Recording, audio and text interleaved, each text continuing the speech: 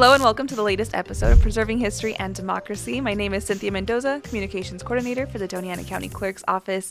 Today I am joined by our amazing producer, Bernadine Caparel. Hello. Hi. How are you? I'm doing great. How are you doing? I'm excited about today's program. Me too. We have somebody that we've had quite a few times, and he's always such a joy to have on here. So can you introduce our next topic and guest? Well, today we are talking about Giovanni Maria de Agostini, better known as the Hermit. And we have a returning guest, Mr. David Thomas. He's a wonderful author of many books and a terrific historian. Thank you for coming in and welcome.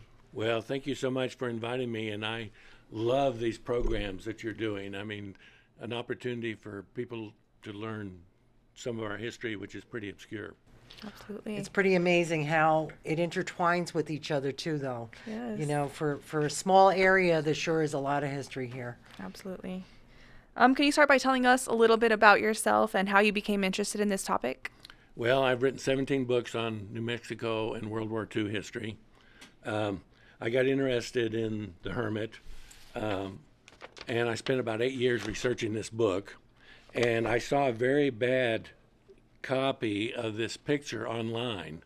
And I said to myself, I want to learn more about that guy. So that's when I started researching him. And I had found almost everything that was available in New Mexico and the United States. He was in Kansas, for example, and so on. And then I made some contacts in South America, and that opened up for me all his travels in South America. Wow. And then eventually I was able to find newspaper articles from Brazil from the 1840s. Wow. And newspaper articles from Mexico from the 1860s. Wow. And so that's how I was able to put together virtually all of his life except his early period in Europe. I looked at your book extensively, especially the early history. What a mind-boggling adventure that was. Amazing guy, and when he was traveling in South America, that was the age of explorers. So, of course, the people that lived there knew what was there.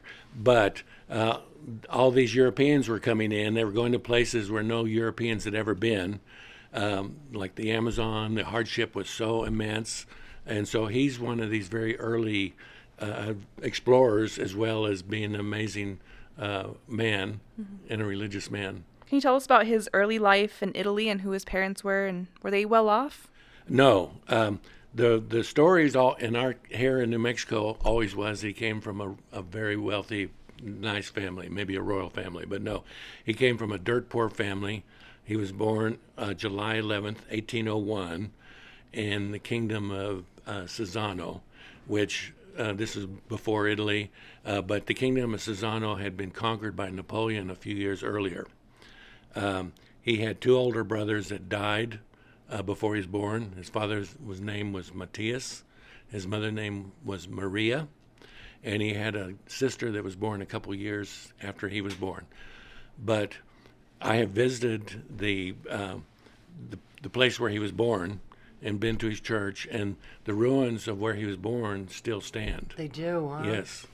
So when did he start showing signs of wanting to be a hermit? Well, at the age of 17, he had a vision, and he saw light that was coming out of the sky. And he interpreted that to mean that he should leave home and travel and pursue knowledge about his Christian faith. Now, he does say in his memoirs, which I found his memoirs, that at the age of 5, he already was inclined to a solitary life. Wow, 5 years old. Yes, but at 17, he left home. And, of course, he never returned. After he left home, he traveled around Europe for about 20 years. And he visited all the major pilgrimage sites in Portugal, France, and Italy. And he stayed in various monasteries. He studied. He learned to read and write well, which he probably knew before, but he learned multiple languages. But in 1838, he joined the Abbey St. Anthony, and that's a Maronite Christian monastery. And at the time, they did not accept the authority of the Pope. The Maronite branch of Christianity is primarily in Syria and Lebanon, even today. There's only maybe 2 or 3 million of them. And it was started by St. Maron in 350. So it was very similar to Catholicism, but did not accept the authority of the Pope. Well, about in the late 1700s, the church decided they would accept the authority of the Pope. Once that happened, the Pope allowed them to open a monastery in Rome, and that was late 1700s. So that's the monastery he joined. So he became a Maronite Christian. He joined that monastery, and then a few months later he left for the New World. Where did he go when he left his home in Italy? Well, of course, like I mentioned, he traveled around Europe. He went to the various pilgrimage sites and so on. And that's the period of his life we know the least about, other than his church records in his hometown of Cesano in Italy. I've never been able to locate any mention of him or anything like that. But in 1838, after joining that monastery, he left for the New World, and he landed in Venezuela. Okay. In South America. Wow. And Venezuela, not too much earlier, had become independent from Spain. Venezuela and Colombia were kind of one country at that time. And the interesting thing is that he, I have a chart here.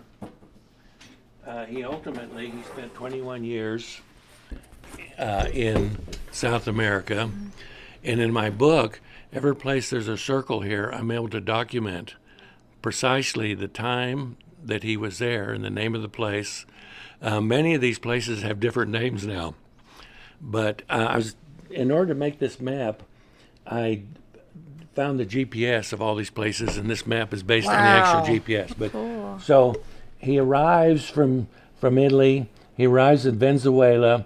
He goes down here. He comes across the Amazon. He goes down here.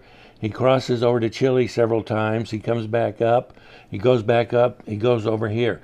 So he essentially circumnavigates this twice. He crosses the Andes Mountains here twice, and he goes down the Amazon by canoe one time. And the conditions were unbelievable. He says that his shoes would be completely covered black from ticks. For example, the insects, he got malaria. The insects were just unbelievably bad at the time there. Wow. So he walked this. He walked almost everywhere. There's a few times I document he going by boat, and there was one very brief time that he had a horse in Argentina. Wow. And it was stolen after a couple of days. But yeah, he basically walked everywhere. He always walked. What did he carry with him? Well, when he eventually came down to the United States, he had 40 books with him, but he always carried books. So he was a literate man in many ways. They were religious books, of course, but two of the books that he had with him when he was killed still exist. Wow. And I've got pictures of them in my book. Wow, that's incredible. Did he have any legal troubles in South America? He had two episodes where he really suffered from the legal system. The first time was in Chile in 1859, and I had mentioned he was a Maronite Christian. There were probably no other Maronite Christians in all of South America, very rare. And in Chile, he was accused of being a priest impostor because they didn't know he was dressed like a priest, which he could because he was a monk, but they didn't accept that there were Maronite Christians, and they accused him of being a priest impostor. Wow. So he was actually arrested by the Inquisition and tried. Wow. And he did eventually was released without any penalty, but as he says in his memoirs, he says, I vowed from that point that I would dress in such a way that I'd never, ever be accused of being a priest impostor again. Mm-hmm. So if we look, this picture was taken slightly before he was arrested by the Inquisition, and this was taken in Chile, in 1859. 1859. And you can see there's the characteristics here. He always wears a cape with a hood.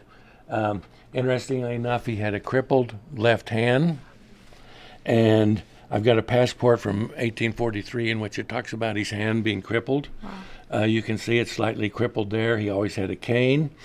And this is the Maronite Christian here. And this is known as the Tau cross.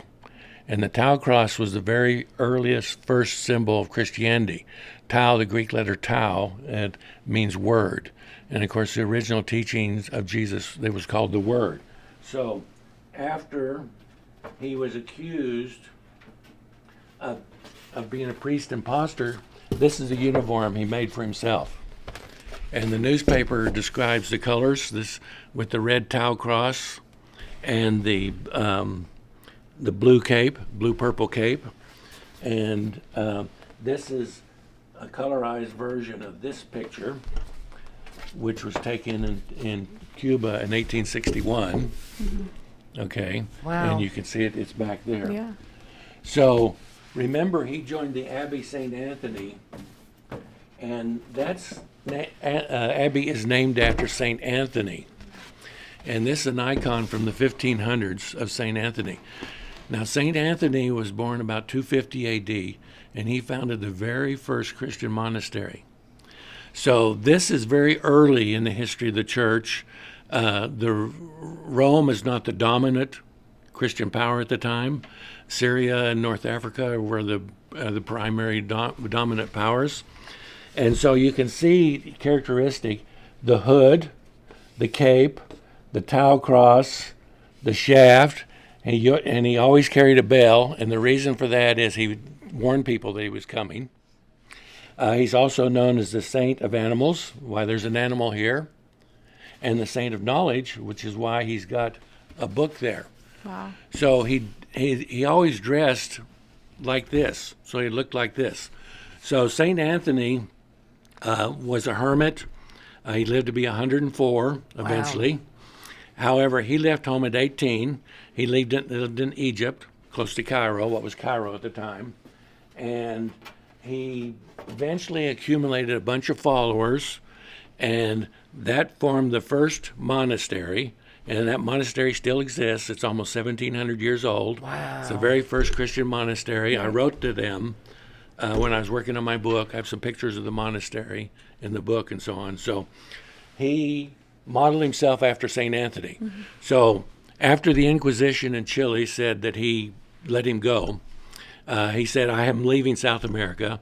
He went from there to Panama, and he went to Guatemala briefly, and then he goes to Mexico. And in Mexico, he goes to this mountain known as Mount Orizaba, and it's the third highest mountain in North America, south of North America, very high. And they say on a clear day from the very top, you can see both the Pacific and the Atlantic Oceans. Oh, wow. And he was living in a cave up above the snow line, so year-round up above the snow.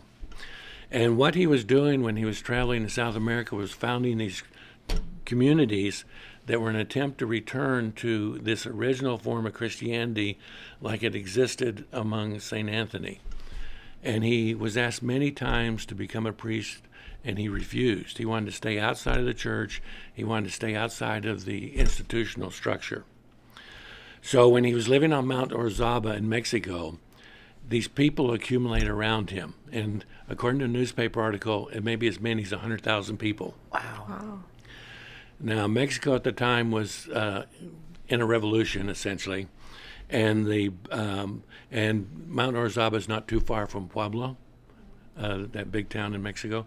And so the government at the time accused him of fomenting a revolution. Now, he was not a political person at all. He was a religious person. And so they arrested him. And they trumped up these witnesses up against him who said, he's a thief, he's stealing from the poor people, he's got all this gold stored in his cave, he's taking these alms that people are giving him, and he's accumulating them, and so on. Of course, it was all false. Mm-hmm. And so they had a trial, and they were not able to prove any of those. But they still did not want to release him because by this time, the opposition newspapers were writing about him, saying, why are you holding this man unjustly? Right. This simple religious man who has no political aspirations.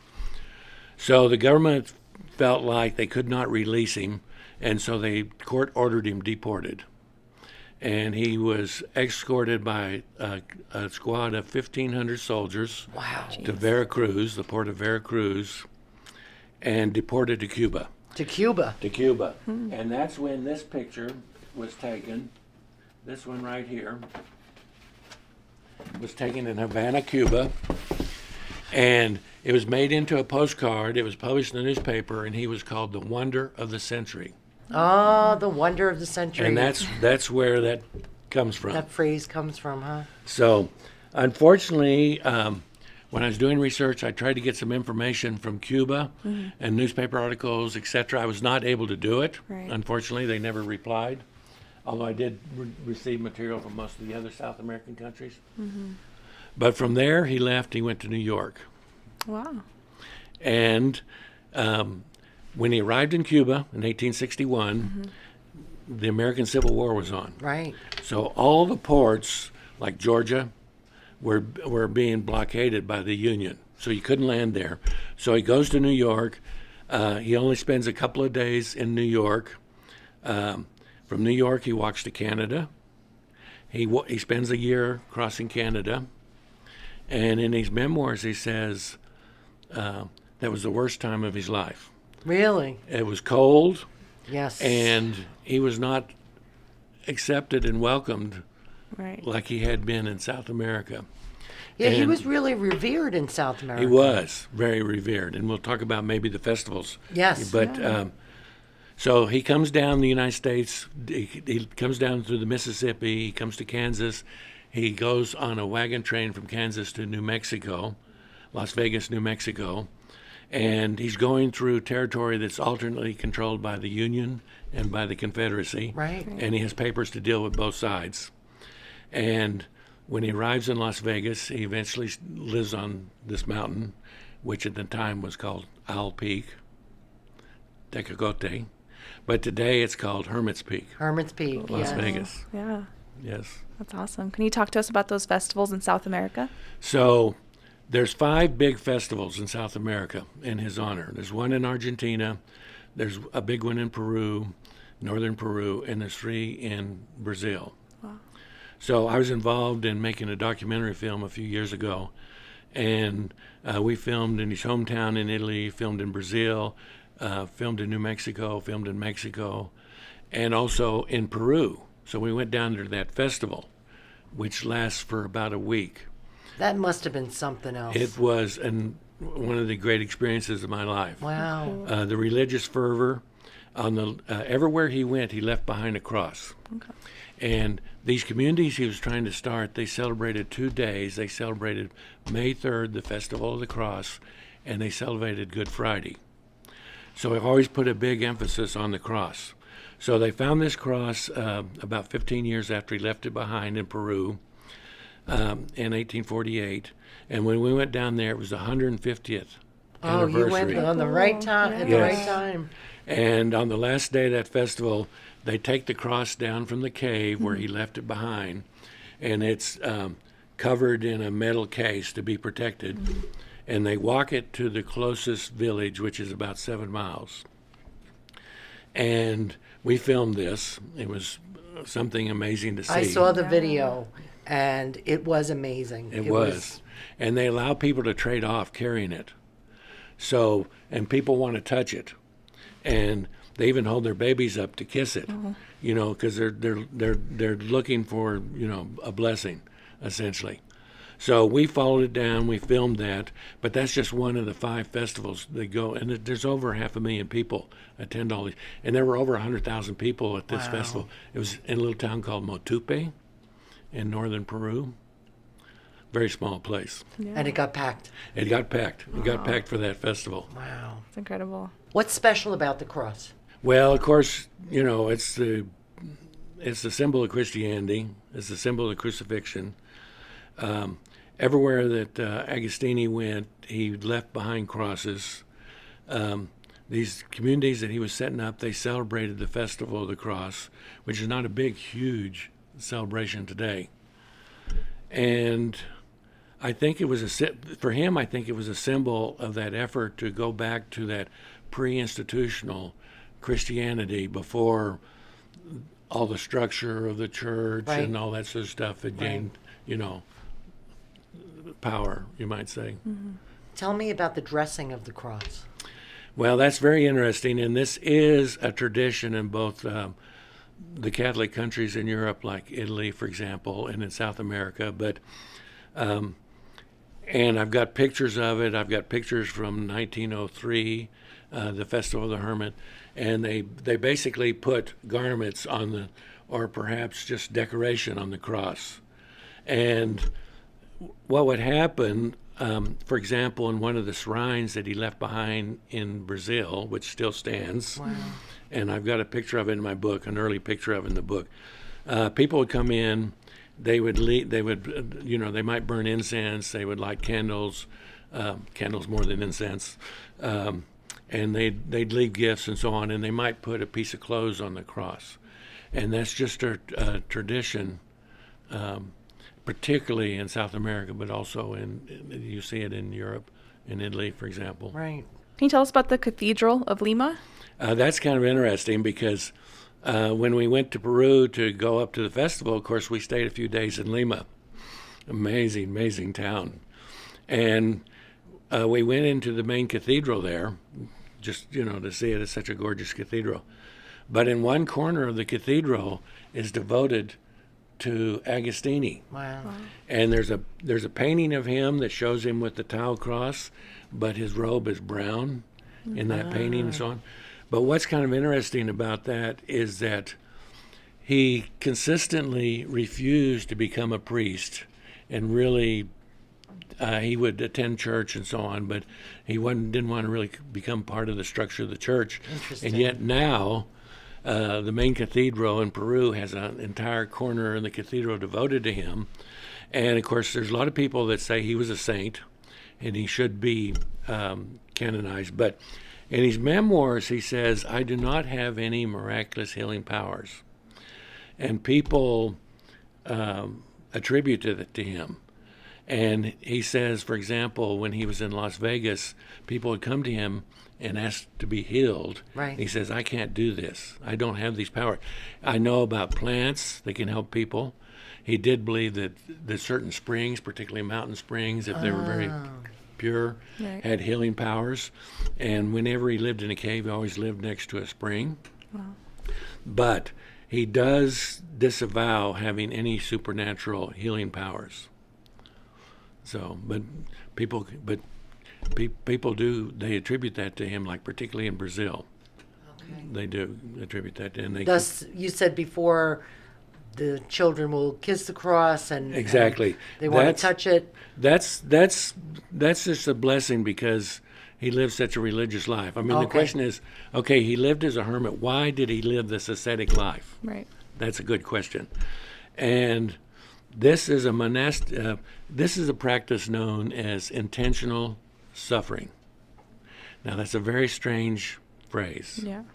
Okay, we live in a world, and there's so much suffering in the world. We personally suffer mentally and physically. Why would you add to your suffering?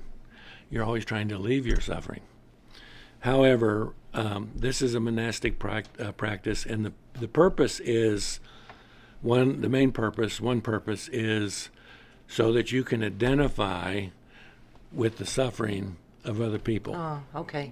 And a as little you're- empathy. Yes, and if you yourself are suffering, so he ate very little, Mm-hmm. he lived in very extreme, harsh conditions, he was always cold, he refused hospitality as a rule, and so he's putting all these ascetic practices on himself, and he's constantly, he's praying, he's very concerned about people, and he's constantly feeling that he can understand them better because he is going through this intentional suffering. Right. And I think when one of the things he did is he wore a chalice, or in Spanish it's called silicio belt, and it's an iron belt with spikes pointing inward that he wore around his waist. Yeah. And it was traditional to wear a hair shirt. Back then, monks often did it. He was wearing a hair shirt, which is a very, very rough clothing that you wear under your regular dress. Okay. That scratches you essentially Right. and causes uncomfortableness. So when the body was found, it was discovered he was wearing this cilice, and he was buried with it, of course, because the skin had grown over it. He'd been wearing it so long that they couldn't remove it. Yeah. Wow. But yeah, that's a very strange practice, but almost all the major religions have a form of it. It's a practice for monastic people. It's not necessarily an everyday practice. It's not one that you would choose to do Right. in ordinary life, I don't think. Right. I have a minor version of that. Okay, My mother was very Irish Catholic, right. and the thought was that the earlier Mass you got to, the better it was because that was a sacrifice to get up that early. Yes. Yeah. So sacrifice is kind of related to it in a sense.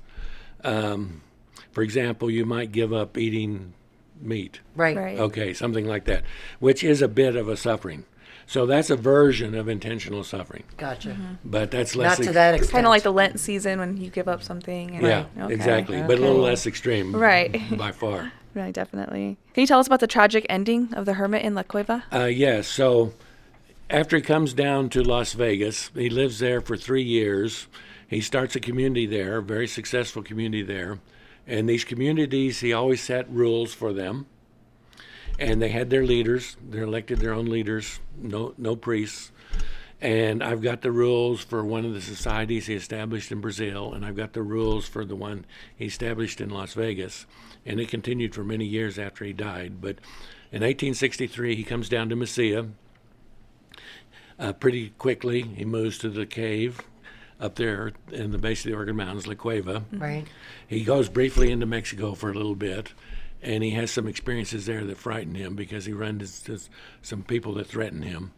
He comes back, but the practice that he always had in South America and in Peru and all the various places that he was, where he was living in a cave on a mountain, on Friday he would start a fire that could be seen by the closest community. And that was a symbol that he was okay. Okay. So he followed that practice in Las Vegas, and he follows this practice at La Cueva. Well, on April 30th, 1869, there is no fire. So the next day, Antonio Garcia and the sheriff and several other men, and Antonio Garcia was Colonel Fountain's father-in-law, Oh, is that Okay. right? yes, go up to see what's happened. Mm-hmm. And they go to the cave, and he's not there. And they can tell that something has happened. The cave is kind of roughed up and so on. Yeah. And they look around. They spend a couple hours looking around, but they're not able to find him or his body. So coming back down, they meet 2 sheep herders.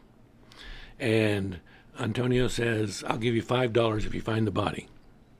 So this is Saturday after the Friday that there was no fire. Right. So the next day, or late that evening, in fact, one of the sheep herders comes in and said, I found the body. So they go back the next day, and it's some distance from the cave, up toward the mountains, and they find he's been killed, he's been murdered, and Antonio writes a first-person account of finding the body, which is a remarkable thing to have. Yes. Yeah. First You know, person account. Because there were all these conspiracies of what happened to him, and even people that written articles and said, oh, he was murdered by this person. He was murdered by people he had gold. That's a rumor that always kind of stuck to him, Right. that he had gold in his cave and so on. There was a rumor that the Father Baca, who was a Catholic priest in Las Cruces, was involved in his murder. Oh boy. Wow. And they had nothing to do with it, absolutely nothing to do with it. And the members of the church write to the paper, but he was arrested, write to the paper and say, this is ridiculous. And of course he is let go eventually. But anyway, what Antonio says is, it also seemed that the hermit knelt down before he was killed. He had a heavy blow on the back of his head. The body was face down, had a crucifix in his hand. Both of his lungs were pierced by a sword or a lance. So the question becomes, who killed him? Right. And in my opinion, he was killed by a Native American war party. They came over from the Sacramento Mountains. And this party was in the area, and they had attacked Tularosa on the way over. They had attacked several people at San Agustin Pass. The Native Americans that lived in the area, they knew him. Okay. They wouldn't have done anything to him. 1869 was a time in which there was still a lot of conflict between the settlers of New Mexico and the Native Americans. And this was a war party, which was the purpose of the war party was to capture some cattle and some horses, and that sort of stuff. So I think that from the description of the body, because he was stabbed in the chest twice by a lance, he was allowed to kneel. He was killed with a blow to the head. That's probably pretty good evidence that's how he was killed. But he never held anything against anyone, and he would completely have forgiven. Truly a holy man. Yes, completely have forgiven the people who killed him. Wow. Was there a funeral, and where was he buried? Well, so then once the body was brought down, they were able to establish that the church record anyway says he died on April 25th. So the fire was not on the 30th. That means he'd been killed a few days before that. The church records say April 25. They brought him down to Mesilla. He was held in the church for a while. He's held in state in the Barella property there on the plaza for a couple of days. People came and could pay their respects. Then he was taken to the cemetery in Mesilla, and he's buried in the cemetery. We have a picture of the grave. Of course, he didn't receive last rites because, you have to be alive to receive that. But everybody in the town turned up at the funeral, and various people mentioned the hermit over the years. The cave very quickly became known as the Hermit's Cave, and I have some accounts of that in my book and so on. But he is buried in Mesilla, and when we were doing this documentary, I was working with a Brazilian company, and the main person that had helped me a lot under my research in South America came up when we were filming here in New Mexico, and of course we filmed in the cemetery. He was so touched visiting the grave. I bet. He was moved to tears, actually. He was so touched. Yeah. It's incredible. Because he also had been researching the hermit for probably 10 years. Wow. And what's interesting is they thought the hermit had died in South America because one of the caves in which he was known to have stayed, he disappeared and there was blood there. So they thought, okay, he was killed. Right. Well, up here, of course, we knew that he'd been down there, but we didn't know anything about it. So this person, his name is Alex, is the one that figured out that the hermit of South America was our hermit. Wow. And then when I eventually got in touch with him, and we eventually met and so on, he helped me so much, and I was able to put those two things together also thanks to him.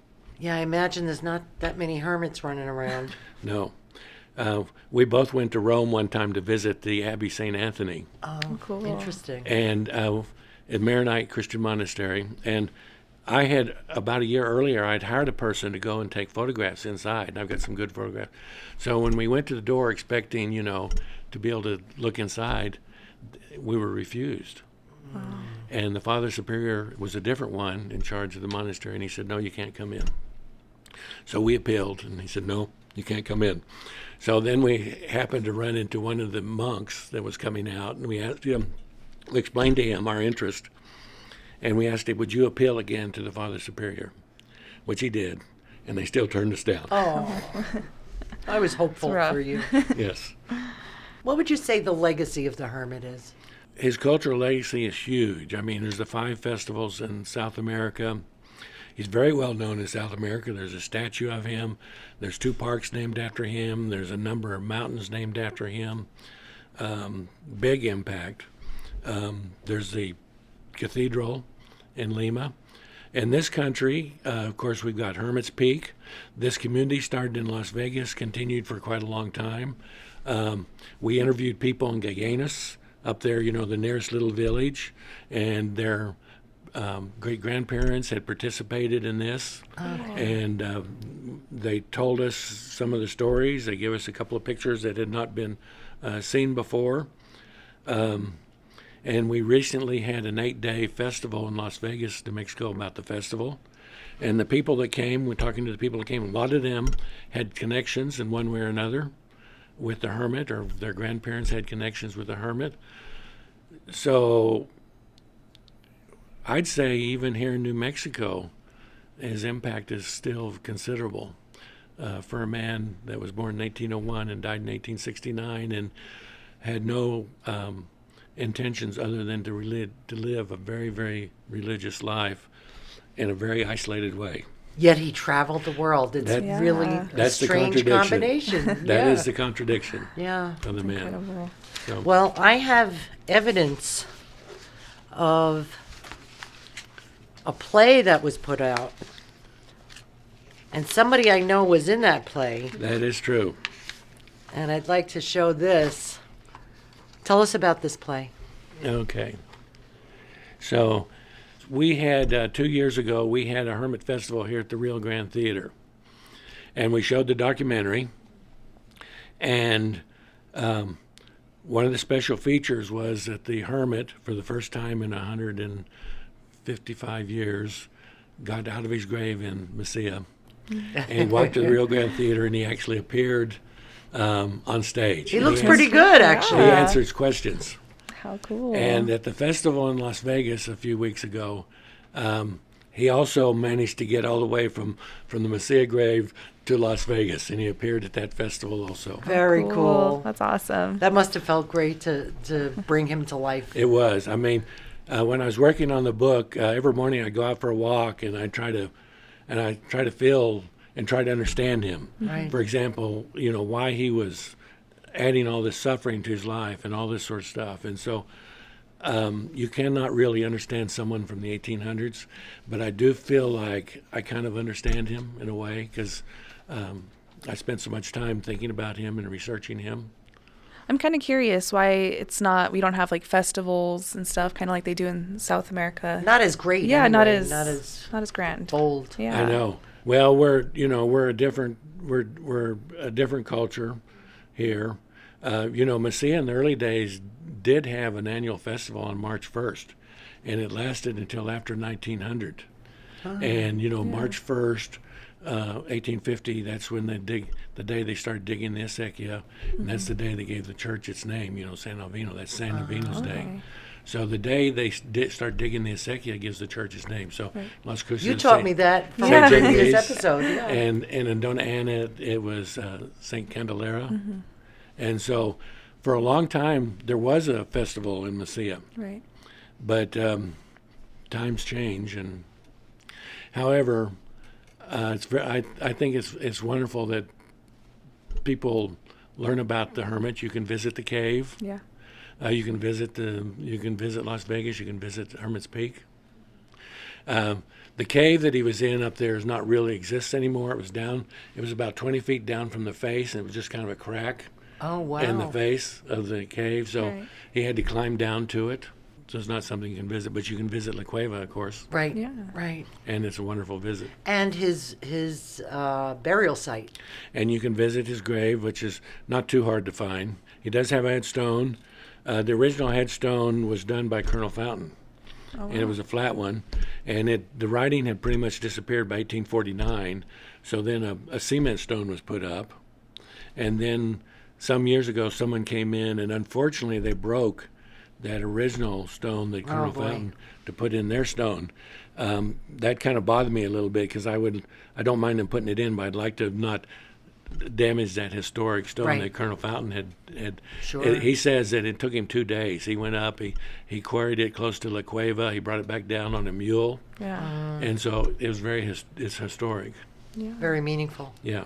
So what's there now? So there's the remains of that, which has been half broken off. Okay. There's a cement stone that has the 1849 date on it, and there's this new one that was put in where they cracked the old one. Is there anything you want to add about your trip in particular? Yeah. I'd love to hear a little more about that. I want to go back. You do? Yes. so much. This town is there's it has a population of maybe 500 or 600 when there's no festival there. That's it. Wow. Yeah. It's tiny. So it's a very little place. We had to stay in a town about 2 hours away because there really wasn't a place to stay in that town. So all of us, which is the film crew and everything, but we all fit in a van. We had to take this 2-hour drive to get to Motupe from Chiclayo, and then do everything, which was long days, and then drive back to spend the night. Wow. So it was I very much want to go back. Do you want to tell everybody where they can find your books? Yeah, if you're interested in the book, you can buy it at Coas. You can buy it at the bookstore in Mesilla. You can buy it at the Build a Kid gift shop. I saw it there. Yeah. Nice. And of course you can buy it from Amazon. So it's got maps, pictures. Very detailed. I sludged through the first part because it's so historic. Yes. A lot of the names are Yes. foreign to my tongue. Yes, exactly. Yeah. I mean, it took me a lot of research to figure out Yeah, the where and amount what of- those places were. The amount of research is unbelievable. Incredible. You did a great job on the book. Thank you so much. Thank you so much for joining us. We Well- always look forward to having you here. Well, thank you so much. It's such a pleasure to be here. Thank you.